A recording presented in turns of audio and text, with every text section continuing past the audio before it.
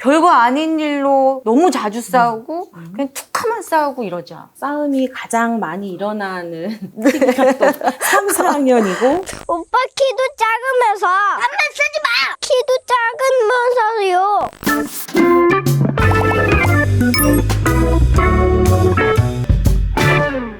안녕하세요. 무엇이든 물어보쌤 정은숙. 장미숙입니다.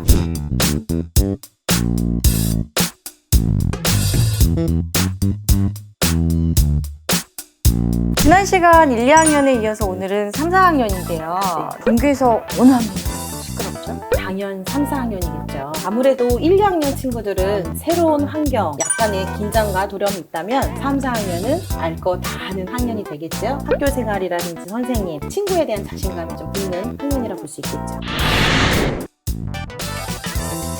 1, 2학년하고 3, 4학년하고 조금 많이 달라지는데 가장 큰 변화라고 하면 어떤 게 있을까요? 교과서가 많아지겠죠.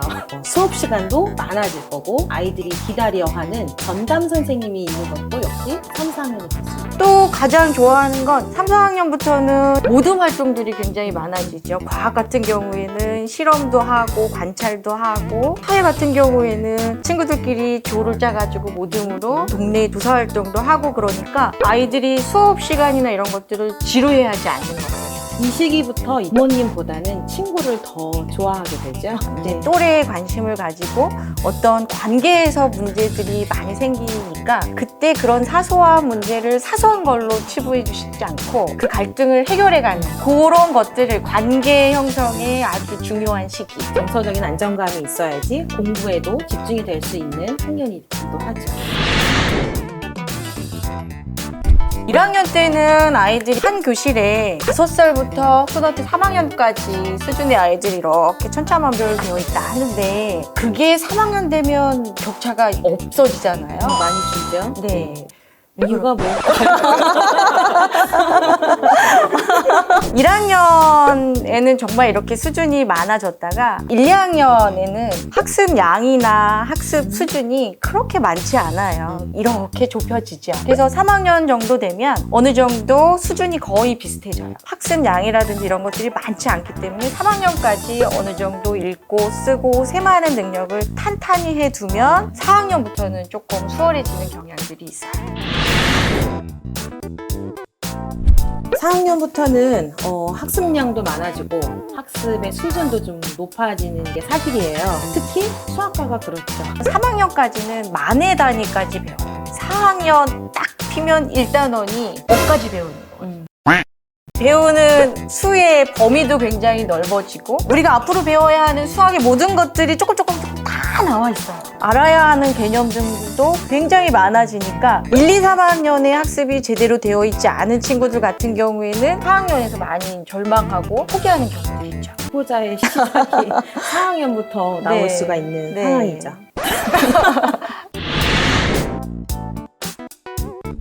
4학년에서는 수학과에 굉장히 많이 공을 많이 들이시는데 수연산 능력이 잘 되지 않은 아이들이 굉장히 많거든요. 그 수연산 능력을 좀 향상시키기 위해서 매일매일 아침 5분 수학이라든지 매일매일 저녁에 집에 가서 풀 수 있도록 3문제 만들어 오기, 한 문제 만들어 오기. 그 수를 가지고 단순히 그냥 문제풀이가 아니라 그걸 말로 설명해 보기, 자기가 5 더하기 3은 8이라면 그걸 가지고 문제 만들어 보기, 이런 식으로 해서 개념을 이해시키는 쪽으로 많이 훈련을 많이 해주시죠.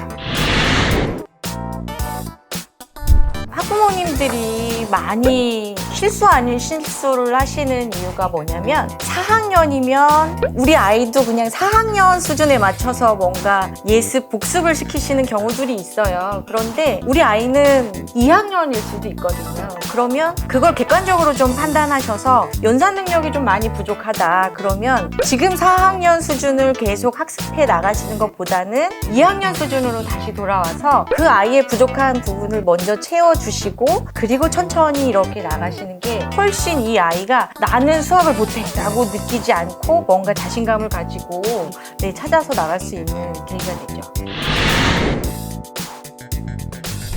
그래도 수학은 좀 되게 많이 어려워하는 것 같아요. 특히 네. 분수라든지 단위라든지 이런 걸 굉장히 어려워하는데 쉽게 가르칠 수 있는 방법이 있을까요? 아이들이 처음 분수를 접할 때는 일상화될 수 있게 그리고 별거 아니네 하는 마음이 들게 하는 게 중요할 것 같아요. 평상시에 컵에 물 좀 반만 따라와줘, 반은 2분의 1이야 라고 하는 용어를 도입을 한다든지, 분수할 때 가장 많이 사용하는 게 사실 숫자거든요. 똑같이 나눴을 때의 부분 중에 하나라고 하는 분수의 기본 개념부터 아이들에게 일상생활에 설명해주고 그거를 체득할 수 있게 하는 게 좋은 것 같습니다. 네.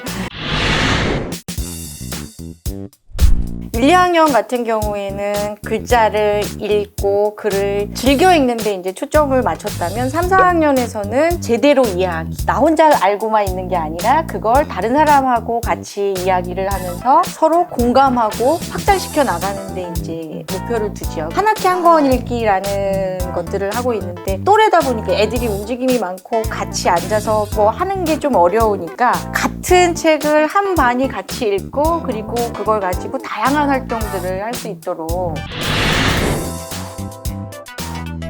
쓰는 것 자체가 1, 2학년에서는 글을 쓰는 양이 요만큼이었다면 3, 4학년에서 요구하는 글의 양은 문단 단위로 나가거든요. 뭐 서너 개의 문장이 모여서 문단이 되고 그 문단들이 모여서 글이 된다라는 것까지 가르치기 때문에 아이들이 거기에서 좀 많이 부담을 느끼죠. 아이들한테 어떤 책을 읽으면 무조건 독후감을 써야 돼. 이건 정말 책을 읽기 싫어하게 만드는 계기가 되죠. 책을 읽고 꼭 독후감이 아니라 책을 읽고 친구랑 말로 이야기 나누기, 그림으로 표현해보기, 극으로 만들어보기, 여러 가지 이제 다양한 활동들을 하면서 글쓰기의 부담을 조금 줄여줄 필요가 있고, 바로 책을 읽고 글로 쓰게 하는 거는 아이들이 되게 많이 어려워하거든요. 그 중간 단계로 친구한테 먼저 말하게 하고 그 내용을 다시 글로 옮기는 그런 활동들을 해서 쓰기 부담을 많이 줄여주고 있어요. 저도 이제 우리 아이가 3학년 됐을 때 고민을 좀 했거든요.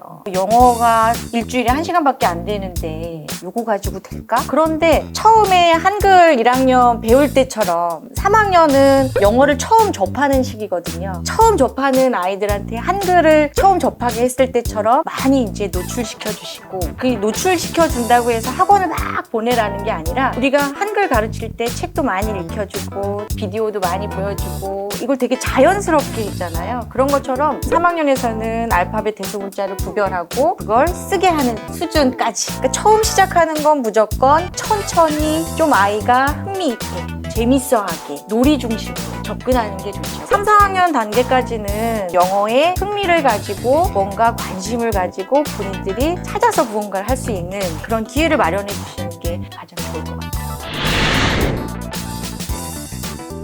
예전보다 조금 더 좋아진 게 있다면 영어 시간에 원어민 선생님도 같이 들어오셔서 같이 영어로 직접 얘기해 주시고 놀이도 같이 진행해 주시고 하면서 그런 환경들은 아주 좋아졌죠.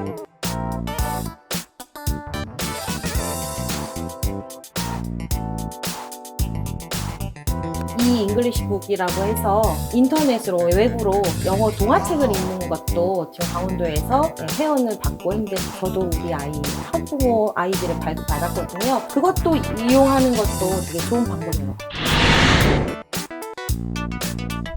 솔직하게 말해서 네. 영어 학원을 다닌 아이가 영어를 정말 잘하나요?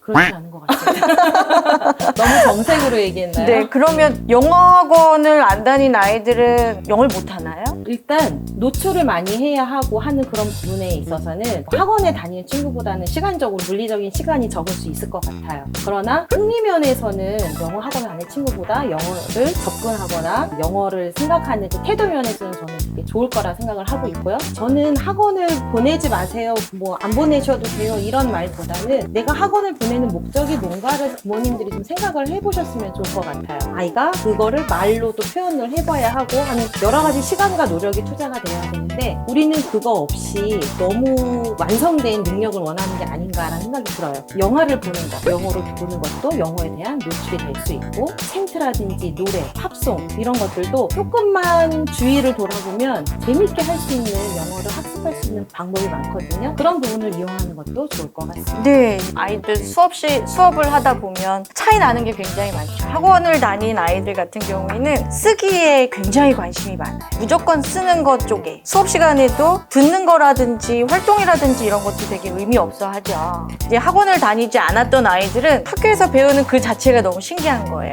듣고 말하고 친구랑 게임하고 막 이러는 거에 푹 빠져드니까 나중에는 뭐 처음에 쓰기로 봐서는 조금 차이가 있을 수 있는데 나중에 보면 오히려 더 완성된 느낌은 듣기부터 게임부터 즐겁게 했던 아이들이 훨씬 더 영어에 대한 흥미도라든지 이런 것도 좀 높은 편이죠. 3, 4학년 학부모님들께 왠지 제가 하기로 했잖아요. 그러면 마지막으로 3, 4학년 부모님들께 당부하고 싶은 말씀 있으시다면요? 3, 4학년 아이들은 가장 자신감이 넘치고 가장 활기 넘치고 자기 얘기를 꺼내놓기 좋아하는 아이들이거든요. 아이들의 이야기를 좀 많이 들어주시고 3, 4학년 때부터 이제 이 아이가 뭘 좋아하는지 뭘 잘하는지가 좀 보이기 시작하는 단계예요. 이 시기에는 조금 부족한 것들을 채워주는 일보다 잘하는 것, 좋아하는 것들을 더 잘하게 하는데 시간을 많이 투자해 주시고 기회를 좀 제공해 주셨으면 더 아이가 행복하게 성장하지 않을까라는 생각이 듭니다. 지금까지 3, 4학년 아이들 공부와 생활에 대해서 알아봤습니다. 3, 4학년 아이들 이야기 아직도 무궁무진한데요. 아마 학부모님들도 궁금하신 거 굉장히 많을 것 같아요. 댓글로 달아주시면 저희가 성심성의껏 답변해 드리도록 하겠습니다. 학기호TV 구독, 좋아요.